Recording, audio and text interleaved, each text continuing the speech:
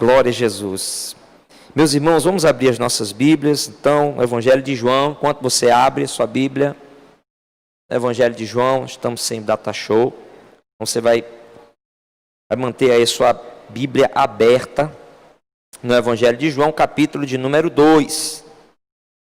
Por conta de não estarmos com data show hoje, você vai acompanhar mais tempo aí na sua Bíblia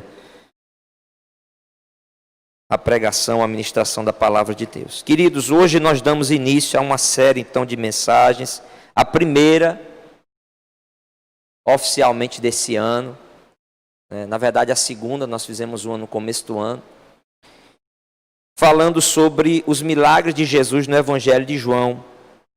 E hoje nós vamos falar sobre o primeiro milagre de Jesus nesse Evangelho, que é o milagre que Jesus transforma a água em vinho. Transforma a água em vinho. No primeiro momento parece ser um milagre que nós olhamos assim, mas transformar água em vinho? Por que Jesus fez isso?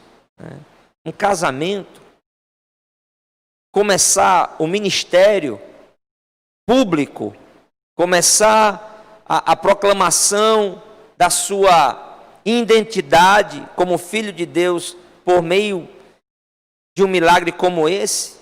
Jesus fez milagres que, aos nossos olhos, parecem ser até mais extraordinários do que esse. Mas foi nesse milagre que João registra no seu evangelho. Aliás, é o único evangelista a registrar esse milagre. João ele tem uma peculiaridade no seu evangelho, que alguns milagres apenas João registrou no seu evangelho. E este é um deles. O milagre em que Jesus transforma a água em vinho.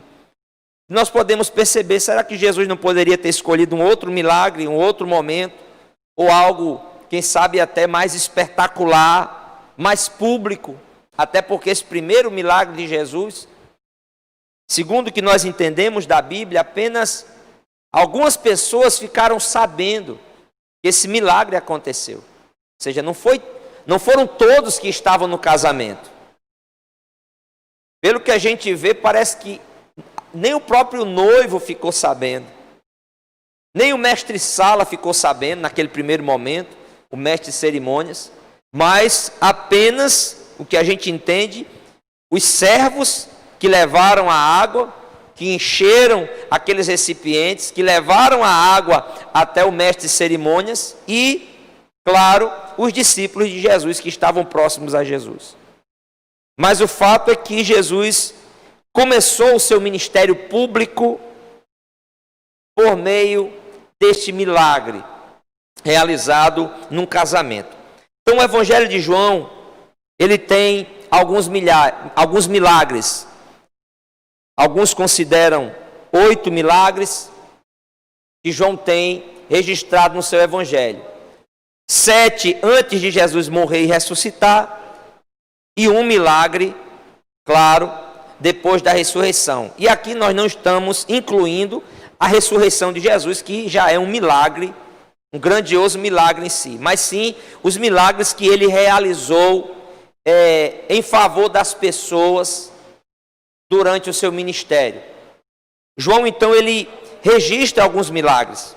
E nesse registro dos milagres de João, nós vamos aprender de uma maneira muito especial, por que João escolhe esses milagres e qual o objetivo que João ele registra os milagres no seu evangelho. Então, nós vamos fazer algumas considerações, irmãos, que são muito importantes, que são iniciais para a gente começar essa série de mensagens. Primeiro é que João ele apresenta Jesus como filho de Deus. Ou seja, os milagres que João vai colocar no seu evangelho, que foi o último evangelho a ser escrito, dos 4 evangelhos, o evangelho de João é o evangelho que foi escrito por último e possivelmente um dos últimos livros do Novo Testamento. Então João escreve o seu evangelho, e quando ele escreve o seu evangelho, os outros 3 evangelhos já estavam em circulação entre os irmãos da igreja na época. Então João ele já sabia que Jesus era pregado e conhecido. Os feitos, os milagres de Jesus já eram conhecidos da igreja naquele tempo. E João ele escreve o seu evangelho para apresentar Jesus diferentemente, com uma visão um pouco mais diferente dos outros evangelistas. Se Mateus foca na mensagem de que Jesus ele é o Messias, o rei de Israel, aquele que vem da descendência de Davi, o prometido para governar Israel, Mateus vai focar nisso. Marcos ele vai apresentar Jesus com a ótica apresentando Jesus como servo sofredor, como aquele que veio para sofrer, como aquele que veio para servir, como aquele que veio para dar a sua vida. Lucas vai apresentar Jesus como o filho do homem, mas o homem perfeito. O homem no seu aspecto mais puro, mais completo, mais íntegro. Lucas apresenta Jesus como sendo o filho do homem, Marcos como sendo servo de Deus e Mateus como sendo o rei de Israel, o rei prometido, o Messias prometido. E João ele apresenta Jesus de uma maneira mais objetiva, como sendo filho de Deus. Pastor, os outros também não apresentam? Sim, claro. Todos os evangelhos vão dar testemunho de que Jesus ele é o filho de Deus. Mas João, ele se concentra nessa mensagem. Se nós lermos o evangelho de João, no final do seu evangelho, no capítulo 20 e o versículo 31, você vai perceber que João diz assim: estes, porém, foram registrados para que vocês creiam que Jesus é o Cristo, o Filho de Deus, e para que, crendo, tenham vida em seu nome. Então percebam que os milagres de Jesus e o objetivo do Evangelho de João é apresentar Jesus como não só o Messias, mas como sendo Filho de Deus. João, quando começa o seu evangelho, ele começa diferente dos outros evangelistas, que apresentam a genealogia humana de Jesus. Se preocupam em mostrar Jesus nascendo de mulher, se preocupam em mostrar Jesus que ele vem da descendência da tribo de Judá, que ele também é descendente de Abraão, que ele é descendente de Davi, que ele então tem direito ao trono. Marcos, Mateus e Lucas se preocupam em mostrar Jesus e defender a sua origem, de onde ele vem, como homem. Mas João, ele se preocupa em mostrar que a origem de Jesus é eterna. Jesus não passou a existir quando nasceu de Maria. Mas João vai dizer no começo do seu evangelho que no princípio era o Verbo. E o Verbo estava com Deus e o Verbo era Deus. João, então, diferentemente dos outros evangelistas, ele vai apresentar Jesus como aquele que é o autoexistente e que já existia antes de todas as coisas. Que ele não passou a ter vida quando nasceu em Belém, mas que antes de tudo isso, ele já estava no seio do Pai. E João não diz apenas que ele está com o Pai, como sendo uma criatura, mas ele diz, não, ele era Deus, ele é autoexistente, ele é eterno, ele é também Criador, ele é Senhor de todas as coisas. Então percebam que o evangelho de João, ele é diferente dos outros evangelhos. E é importante nós conhecermos essas diferenças, porque alguém pode pensar que quando ele encontra algo que está em Mateus e não está em Marcos, não está em Lucas ou não está em João, ele pensa que, e os críticos podem às vezes usar isso e dizer, olha, mas por que esse aqui colocou e outro não colocou? Porque esse aqui está falando um pouco diferente desse aqui, para você entender que cada evangelista ele tem um objetivo. É igual quando eu pego uma palavra, um texto da Bíblia Sagrada, e quando eu prego essa palavra, eu posso direcioná-la de tal maneira a alcançar um público, uma mensagem, um objetivo. E aí eu posso mudar as palavras, mudar a forma que eu vou relatar aquilo. Mas o final, o centro, o objetivo da mensagem, ou o ensino da doutrina, ele não é alterado, ele não é mudado. Você não vai encontrar diferenças doutrinárias nos evangelhos, mas você vai encontrar diferenças de verem e transmitirem o que Jesus pregou, ensinou, realizou. João, então, ele tem esse objetivo e ele deixa bem claro. É para que vocês conheçam essa história, creiam em Jesus, saibam que Ele é o Cristo, Ele é o Filho de Deus, e crendo nele vocês vão ter vida. João, ele não registra, então, muitos milagres, como os outros evangelistas registraram. Você sabe quantos milagres estão registrados de Jesus nos evangelhos? Ao todo, 35. Mas João, ele é o único dos evangelistas que vai dizer assim, olha, veja o que está escrito em João capítulo 21, versículo 25. João diz assim: há, porém, ainda muitas outras coisas que Jesus fez.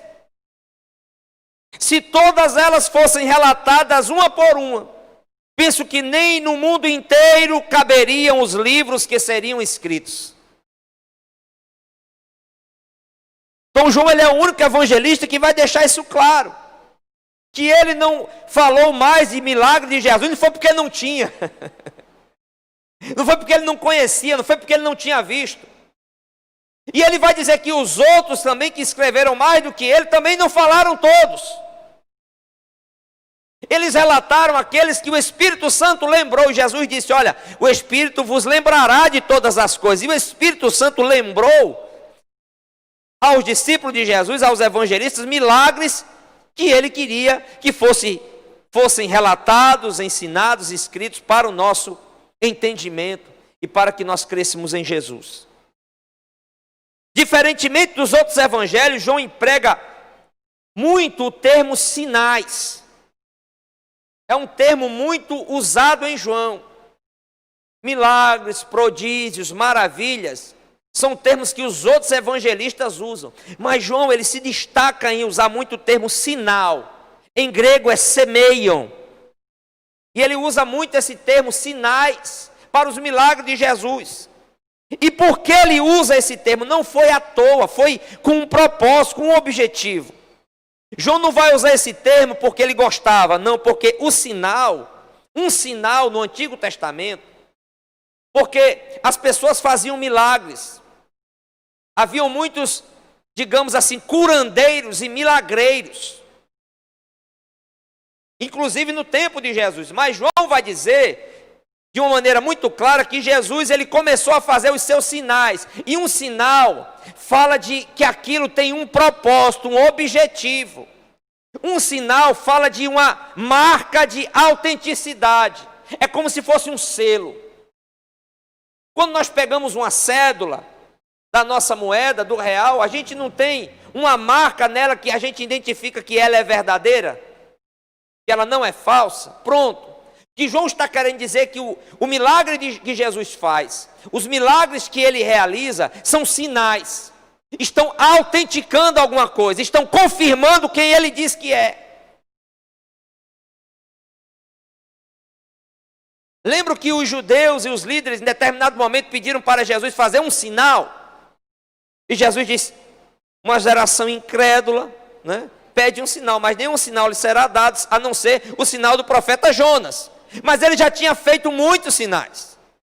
Tanto é que os líderes judeus, quando não puderam mais contestar o que Jesus fazia, porque era muito claro, irmãos. Porque não era simplesmente operar curas que os outros operavam. Jesus começou a modificar as leis da natureza. Jesus começou a dar ordem ao vento, a acalmar o mar, a caminhar sobre as águas. Jesus começou assim a dizer a Pedro, Pedro, pesca ali. Quando abriu o peixe, tinha dinheiro dentro. Jesus curou cego de nascença, surdo e mudo. Jesus expulsou demônios. Jesus ressuscitou 3 pessoas. Pelo menos as que estão no Evangelho, e uma já com 4 dias. Jesus alimentou uma multidão com apenas 5 pães e 2 peixes.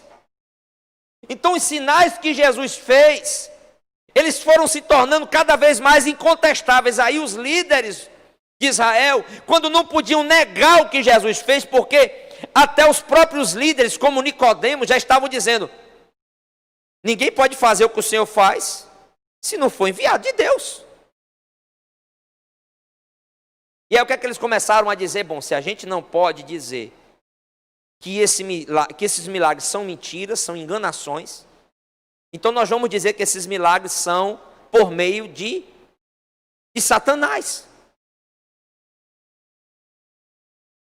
Perceberam o que eles começaram a usar? Primeiro eles começaram a dizer: não é. E aí quando eles começaram que não podiam fazer mais isso, eles agora transferiram o poder de Cristo para Satanás, dizendo: não, ele faz isso porque Satanás está dando poder a ele. E aí Jesus, com a sabedoria que ele tinha, ele disse: por acaso um reino dividido fica de pé?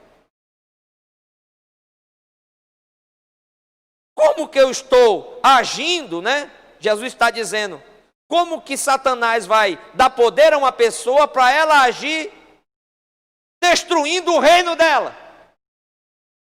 Ou melhor, o reino dele.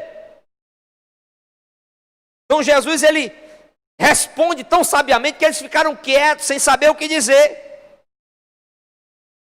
Então percebam que João vai usar o termo sinais várias vezes. Então ele está querendo dizer: o que Jesus está fazendo são sinais. Ou seja, o que ele está dizendo sobre ele é verdade. A sua mensagem é verdadeira. A sua identidade é verdadeira. E ele está confirmando isso com sinais. Sinais são selos, são marcas que testificam, autenticam que aquela mensagem é verdadeira. Assim como Moisés, Elias e Eliseu, Jesus ele está dizendo com os sinais dele que ele é um enviado do Pai. Você sabia que se você pegar a Bíblia toda, você vai ter 3 períodos na história que a gente vai ver mais milagres acontecendo. O primeiro é com Moisés, no Egito e depois no deserto. Esse é o primeiro grande período na Bíblia de milagres em grande quantidade. O segundo é no tempo de Elias e Eliseu. É um tempo também de muitos milagres. Então perceba que embora você vai encontrar milagres durante toda a história do povo de Deus, tem momentos que esses milagres se intensificam e têm um propósito. Moisés precisou fazer aquilo para quê? Para que o povo se submetesse e entendesse que ele era o enviado de Deus para libertar o povo. Porque ninguém ia dar crédito a Moisés. Ninguém queria aceitar Moisés como líder. Ele enfrentou, inclusive, rejeição durante muito tempo da sua vida, mesmo operando aqueles sinais. Elias, como que Elias surge? Já profetizando uma grande seca. Ressuscita mortos. Elias, então, é outro que é usado por Deus com milagres. Eliseu, que vem depois dele, também muitos milagres. E era num tempo o quê? De incredulidade, de apostasia. O reino do norte havia escolhido, na maioria da sua população, servir a Baal.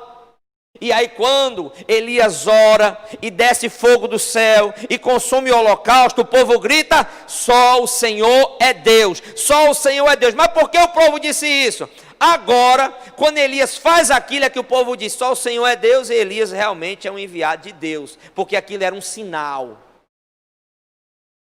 Quando Jesus começou a operar os milagres, o povo começava a dizer: é um profeta que deveria vir. Esse é verdadeiramente o Filho de Deus. Era por causa dos milagres. E o próprio Jesus vai dizer: se eu não fizer milagres, se eu não fizer sinais, esse povo não vai crer em mim. Aí eu quero fazer um parêntese aqui e dizer uma coisa para você. Os milagres, eles continuam a acontecer, mas eles têm um propósito. E se você é um crente que precisa o tempo todo que Jesus e Deus façam milagre para você continuar fiel, crendo na presença dele, eu quero lhe dizer que você está seguindo o mesmo exemplo dos israelitas no deserto, do povo de Israel no tempo de Elias e de Eliseu, e do povo no tempo de Jesus e dos apóstolos. Por quê? Porque nós já temos a revelação completa. Nós não precisamos mais de nenhum milagre para testificar quem Jesus é, o que ele fez. Amém? Porque tudo já foi feito, tudo já foi proclamado, tudo já foi realizado. Então nós temos 3 grandes períodos de milagres na Bíblia: Moisés, Elias, Eliseu e Jesus e os apóstolos. No decorrer de toda a história da Bíblia, do povo de Deus até hoje, os milagres sempre aconteceram. E essa série de mensagens tem também o objetivo de restaurar no nosso coração a crença de que Deus ele continua operando no mundo material que ele criou. Que ele não nos deixou a própria sorte. Quando é necessário, para a glória dele, ele faz milagres e maravilhas. Precisamos restaurar essa crença no nosso coração. Mas não crer por crer, ou ficar esperando o tempo todo que Deus faça milagre na nossa vida, não, meu irmão. Você tem a palavra, você tem o Espírito Santo, então faça o seguinte: o Espírito Santo vai te dar discernimento, orientação, te dá a palavra. Então, na maior parte da nossa vida, nós vamos viver com aquilo que nós já temos e recebemos. Amém? Continuando. Deus, por meio de Cristo, ele está fazendo o que agora? Ele não está enviando mais um simples servo, ele está enviando o próprio Filho. É a revelação maior. Se Deus enviou Moisés e confirmou com sinais, se Deus enviou Elias e Eliseu e confirmou com sinais, Deus envia agora o seu próprio Filho. E você pode abrir a sua Bíblia em Hebreus, capítulo 1. E nós vamos ver claramente o que o escritor fala sobre esse tempo da chegada de Jesus. Capítulo 1, versículo 1, ele diz assim: antigamente, Deus falou muitas vezes e de muitas maneiras aos pais pelos profetas, mas nestes últimos dias nos falou pelo Filho, a quem constituiu herdeiro de todas as coisas e pelo qual também fez o universo. O Filho, que é o resplendor da glória de Deus e a expressão exata do seu ser. Ele sustenta todas as coisas pela sua palavra poderosa. E depois de ter feito a purificação dos pecados, ele assentou-se à direita da majestade nas alturas, tendo se tornado tão superior aos anjos, quanto também herdou mais excelente nome do que eles. E Paulo vai dizer: porque diante do nome de Jesus, todo joelho se dobrará, no céu, na terra e debaixo da terra, e toda língua confessará que Jesus Cristo é Senhor, para a glória de Deus o Pai.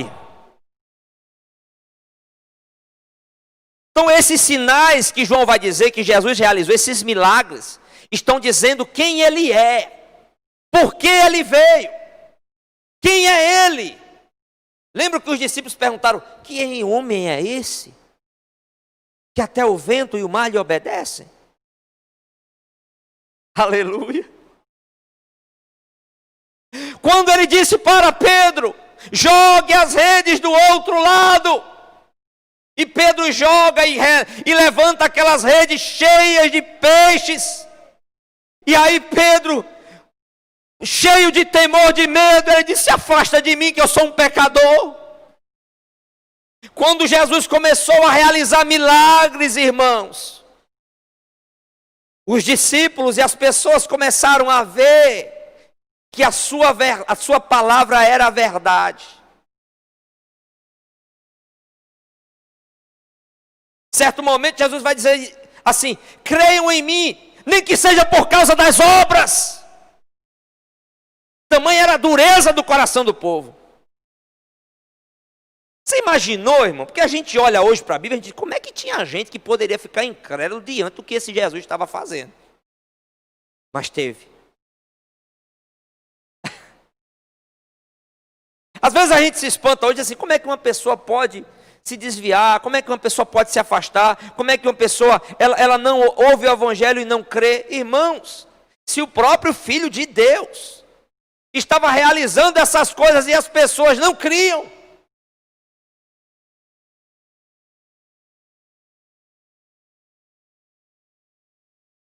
Então a gente se admira, não é quando uma pessoa não crê, mas quando ela crê, porque o ato de crer é uma ação da graça de Deus sobre a vida da pessoa.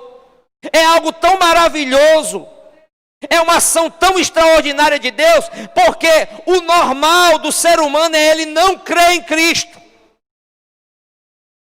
Coração duro, longe de Deus. Jesus realizou milagres em cidades como Cafarnaum, como Betsaida, como Corazim, tantos milagres, e ele disse: ai de ti, Corazim, ai de ti, Cafarnaum. Por quê? Porque eles viram tantos milagres e não se arrependeram e não creram em Jesus. Mas os milagres eram sinais. Jesus, ele não era para ser reconhecido só como mais um profeta, como mais um enviado, não. Jesus, ele afirmava que ele era o Filho de Deus. Se alguém for falar para você, hoje em dia é muito comum alguém dizer: não, mas Jesus, ele era um grande ensinador, ele era uma pessoa que tinha um conhecimento, era alguém que amava, que servia, que cuidava, ele era um homem extraordinário.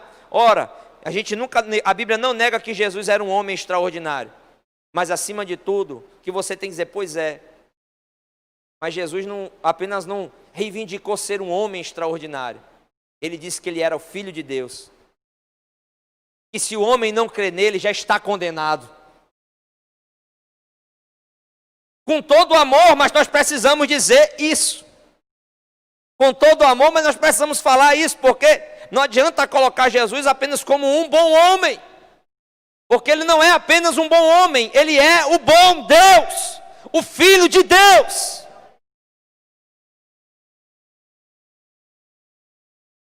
Os milagres no Evangelho de João testificavam que Jesus era o profeta que Moisés havia profetizado, conforme Deuteronômio 18:15. E João vai dizer no início do seu Evangelho, na conclusão do primeiro capítulo do seu Evangelho, você puder acompanhar em sua Bíblia, João, ele diz assim, capítulo 1 e o verso 14, João diz assim: e o Verbo se fez carne e habitou entre nós, cheio de graça e de verdade. E vimos a sua glória, a glória como do unigênito do Pai. Você sabe o que é glória? Glória é revelação. Glória é manifestação de algo que, quando você olha para Jesus, naquele tempo, quando as pessoas olhavam para Jesus, viam um judeu comum. Mas quando Jesus abria sua boca e realizava os sinais, a glória se manifestava, ou seja, havia uma revelação. E os discípulos, João vai dizer que nós vimos essa glória nele. Ou seja, a manifestação, a revelação de Deus no próprio Filho. Irmãos, eu estou só na introdução, viu? Daquilo que nós vamos estudar durante esse tempo, nos milagres, apenas nos milagres que João registrou. E Jesus começa então o seu primeiro milagre, ele realiza numa festa de casamento. Percebam que aqui é o começo do ministério de Jesus, ele acabara de ser batizado por João no Jordão, e João apresenta Jesus a alguns dos seus discípulos mais próximos, como André, Pedro, Filipe, Natanael. Esses foram os primeiros discípulos de Jesus. E possivelmente João, porque João, ele não gosta de falar muito dele no Evangelho. Ele sempre fala assim, o discípulo a quem Jesus amava. Ele não gosta muito de falar, citar o seu nome. Mas possivelmente, quais eram os discípulos que estavam nesse casamento com Jesus? André, Pedro, Filipe, Natanael e João. Porque até o momento Jesus não havia escolhido os 12 ainda. Era o começo do seu ministério. E quando ele vem do Jordão, quando ele foi batizado com João, e aqueles primeiros discípulos se juntam a Jesus, porque João fala que ele é o Cordeiro de Deus que tira o pecado do mundo. Quando Filipe tem um encontro com Jesus e procura Natanael, diz: olha, rapaz, vem e vê, encontrei, nós achamos o Messias. E Natanael vai dizer: por acaso pode vir alguma coisa boa, né, de Nazaré? E ele vai testificar com os próprios olhos quem era Jesus. É interessante que Jesus opera o primeiro milagre na cidade de Caná, que era a cidade de Natanael. Natanael, aquele que disse: pode vir alguma coisa boa de Nazaré. Jesus efetua o primeiro milagre na terra dele. Esse Jesus é maravilhoso, né? Esse Jesus é glorioso. E Jesus está num casamento, chega com os discípulos. Os casamentos naquela época, viu aqui os irmãos que vão casar esse ano? Casamento naquela época era 7 dias de festa. Já pensou? A pessoa quebra a cabeça hoje para fazer 2 horas de festa. Eram 7 dias. Claro que era uma festa, né, que ela tinha de acordo com as posses das pessoas. Mas mesmo as festas de pessoas humildes, digamos assim, elas duravam esse tempo, claro, com menos comida, comidas mais simples, mas era uma tradição. E Jesus chega ali, quando ele chega, está ali com os seus discípulos naquela festa, ele toma conhecimento, por meio da sua mãe, que o vinho tinha acabado. Era a bebida da festa, era o vinho. Os judeus, eles bebiam vinho nas suas celebrações. Claro que não é o vinho que nós entendemos hoje. Como assim, pastor? Ele era um vinho muito diluído em água. Porque a Bíblia, ela condena, por exemplo, a embriaguez. Ela condena. E você imagina uma festa, a pessoa bebendo vinho o tempo todo. E ela era para estar todo mundo bêbado. Ninguém ia aguentar um dia. Concordam comigo, irmão? Um dia ninguém ia aguentar, bebendo o vinho de hoje, um dia ninguém ia aguentar. Então esse vinho, ele tinha um teor alcoólico, tinha, mas era mínimo. Era cerca de 2%, alguns estudiosos falam, a 3%. Era muito diluído, tanto é que o vinho, como nós conhecemos hoje, ele era chamado de bebida forte. E era apenas dado para as pessoas que estavam com enfermidades terminais, com muitas dores. Então não se tinham remédios anestésicos naquela época. E para amenizar o sofrimento, eles davam a bebida forte. E é normalmente o vinho que a gente conhece hoje e algumas bebidas alcoólicas. E a pessoa realmente, né, fica numa situação em que ela está quase anestesiada.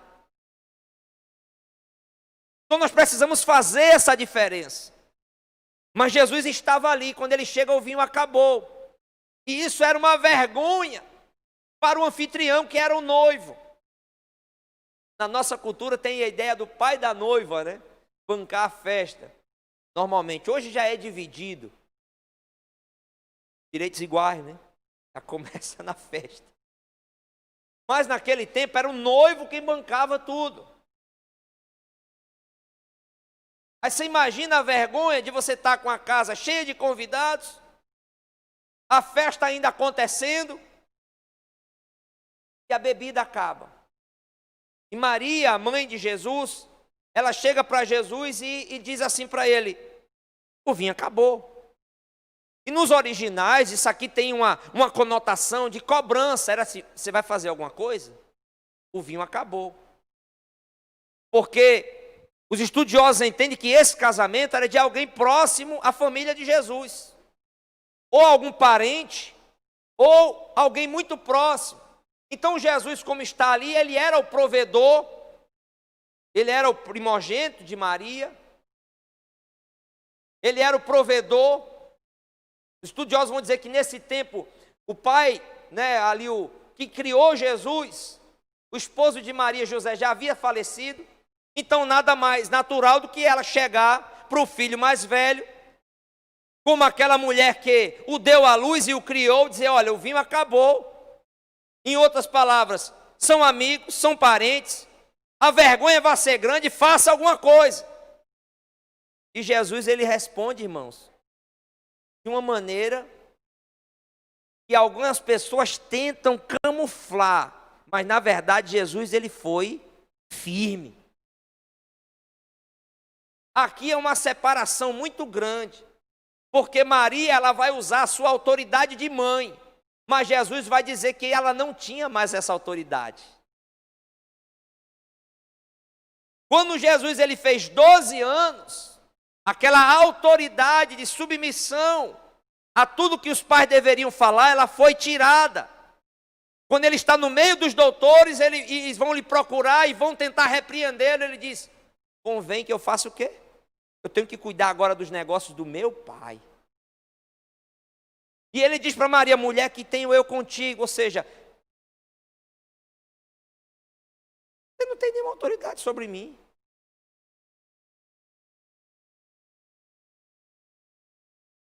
Você não tem autoridade sobre o que eu devo fazer, o que eu devo realizar, na hora que eu devo realizar, o que eu devo... Então, às vezes, se coloca sobre Maria uma figura até de mediadora, de intercessora, que nós vemos nesse texto que ela não é.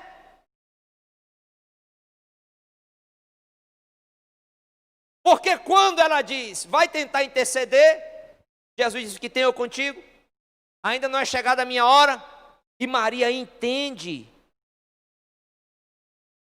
que ali é o Filho de Deus, que é inclusive o seu Senhor e o seu Salvador, que ela também precisa se submeter à vontade dEle, que ela também precisa dEle, e de que ela não tem nenhum poder de manipulá-lo, de colocar o contra a parede, de pressioná-lo e de dizer o que ele tem que fazer.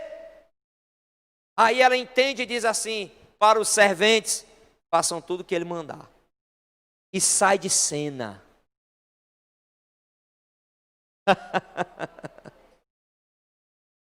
Eu louvo a Deus, porque Maria era uma mulher piedosa. Ela entendeu, ela não se zangou. Ela entendeu e disse: façam tudo o que ele disser. Ela compreendeu o que Jesus quis dizer para ela: mulher, não é chegada a minha hora.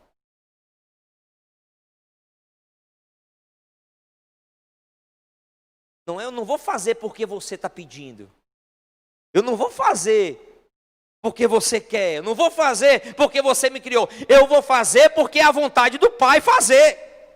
Eu vou fazer porque vai ser aqui que a minha glória vai ser revelada e conhecida e os discípulos vão crer em mim. Amém, meus queridos? Então eu quero, naquela festa, Jesus, então, quando chega o momento dele agir, ele observa e vê uns recipientes que eram usados para a purificação. Os judeus tinham essas práticas da tradição de se purificarem, de se lavarem, para participarem de celebrações, de festas. Quando a gente entra, a gente passa o álcool em gel na mão, né? Antigamente tinham umas vasilhas com água, se lavavam os braços, as mãos, os pés, para se entrar numa casa, num lugar. Olha que coisa interessante isso, né? Mas aquelas vasilhas que estavam ali, Jesus olha para elas e pede para que os servos encham aquelas vasilhas de água. Aí o que é que acontece? Os servos enchem ou não, irmãos? Se fosse eu e você, a gente encheu e ia dizer: para quê, Jesus? O negócio é vinho. Porque, Jesus, estou trabalhando aqui, estou servindo, vou encher isso aqui de água para quê? O povo já chegou. povo já se purificou. Encher todas. Mas uma dá. Todas. Mas por quê? Para quê? Qual o objetivo? Não tem nada disso. Eles obedecem. Eles enchem as vasilhas. Eles enchem o que Jesus mandou. E eles enchem totalmente. Glória a Deus. Não deve ter sido fácil encher aquelas vasilhas. Devem ter suado a camisa.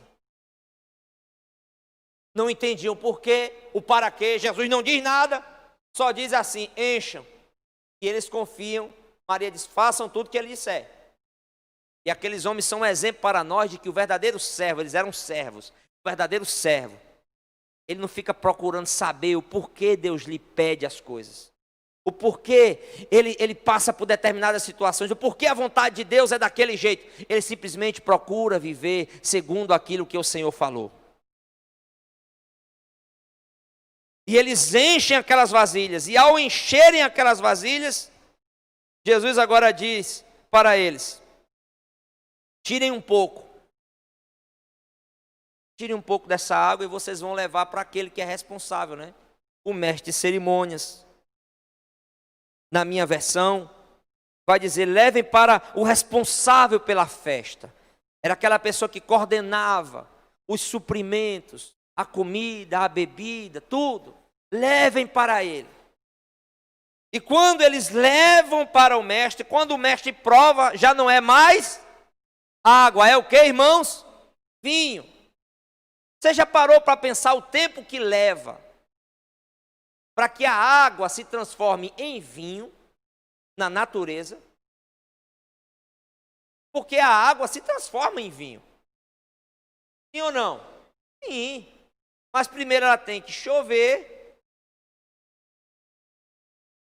A videira recebe aquela água, floresce, dá o fruto amadurece, é colhido, é levado, é prensado, é extraído o suco, é colocado em barril e se espera fermentar. A água se transforma em vinho, mas para aquele que criou todas as coisas, ele encurta o processo.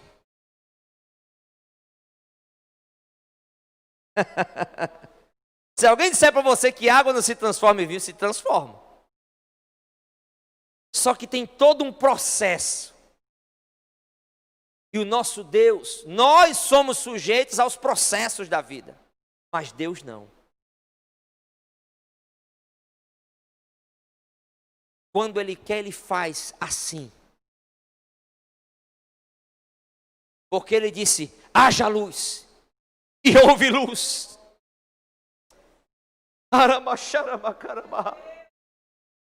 Então, para aquele que disse: haja luz e houve luz, haja separação entre luz e trevas e houve, não é nada para ele transformar água em vinho, porque ele criou do nada todas as coisas.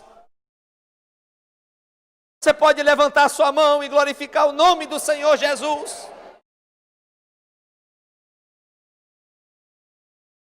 Bendito seja o nome do Senhor.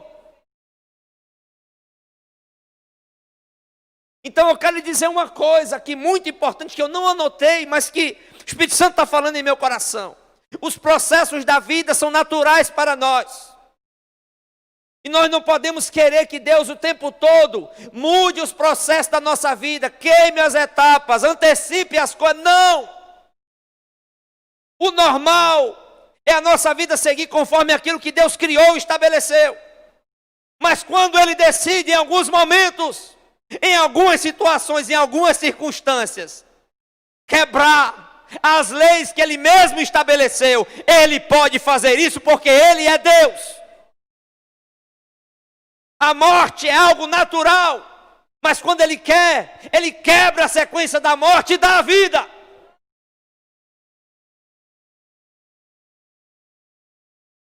Oh, aleluia!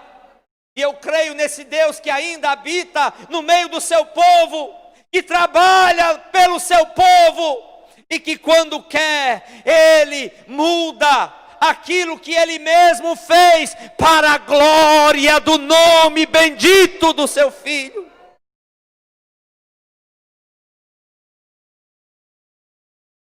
Quero convidar o Ministério de Louvor para louvar a Deus. Queridos, o nosso tempo se foi já.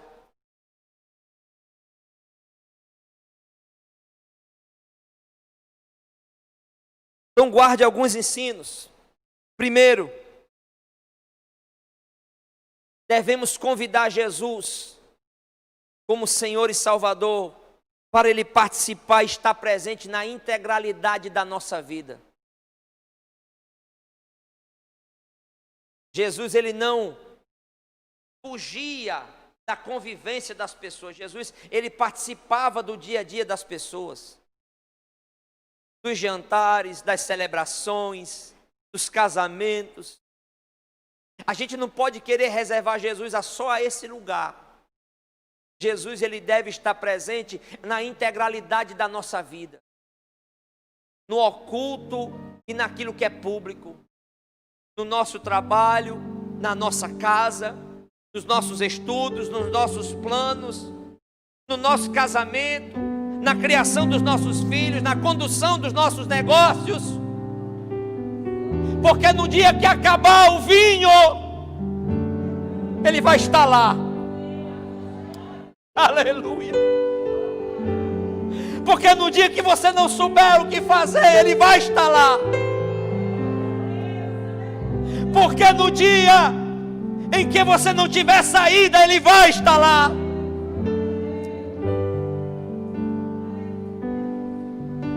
Oh, Ramanaraba, Chorecorabanaraba.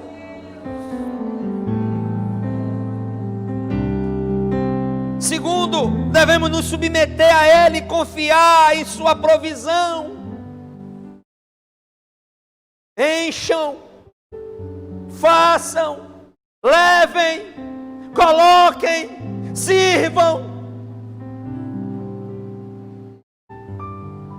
Nos submetamos ao Senhor. Terceiro, sejamos obedientes à Sua palavra de forma plena, integral.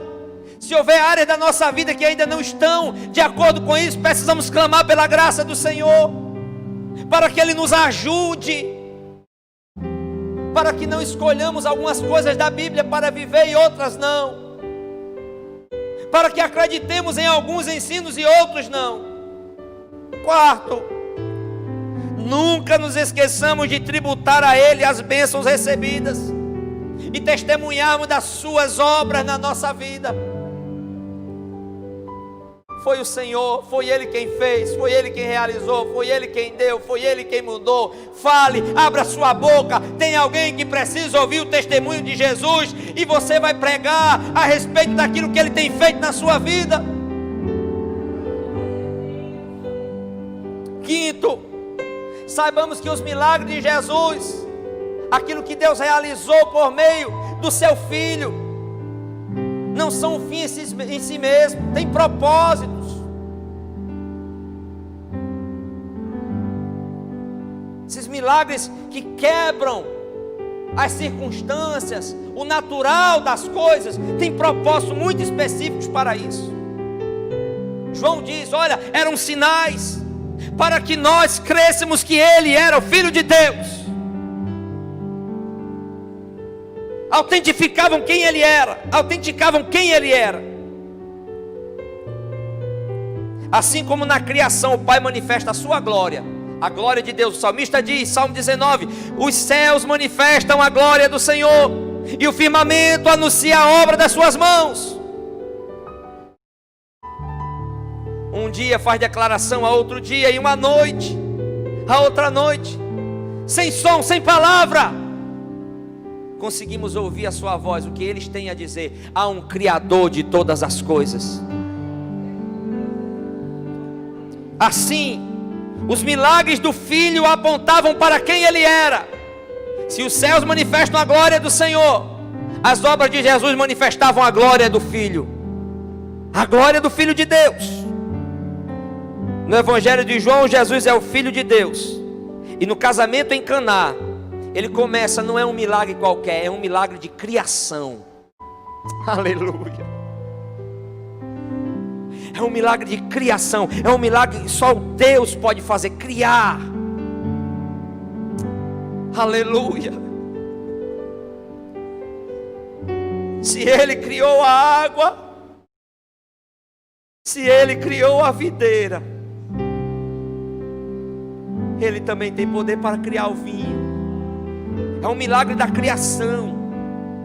É aquele que cria, é Deus. Todas as coisas foram feitas por Ele e por meio dEle. Nada que existe sem ter passado pela palavra de Cristo, porque Ele é o Verbo, Ele é a palavra. Jesus transformou um elemento em outro. E ali João diz: nós cremos nele naquele dia. João Batista disse: esse é o Cordeiro de Deus que tira o pecado do mundo.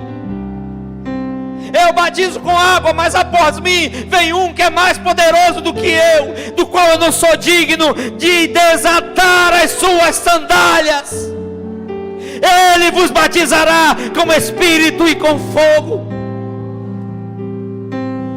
E aqueles homens que foram encorajados por João não precisavam mais da palavra de João, eles mesmos viram com seus próprios olhos: este é o Filho de Deus. E eles creram nele. Que o Senhor nos conduza por essa jornada, nos milagres que João registrou, que possamos ser edificados como o apóstolo foi, que possamos conseguir enxergar pelas escritas de João o que ele viu, o que ele tocou, o que ele ouviu, e que o Espírito Santo colocou para nós. Eu te convido durante esses dias a ler o Evangelho de João, quem sabe, a meditar no Evangelho de João e ver os sinais do Filho de Deus e saber que Ele está entre nós. Vamos ficar de pé e vamos cantar.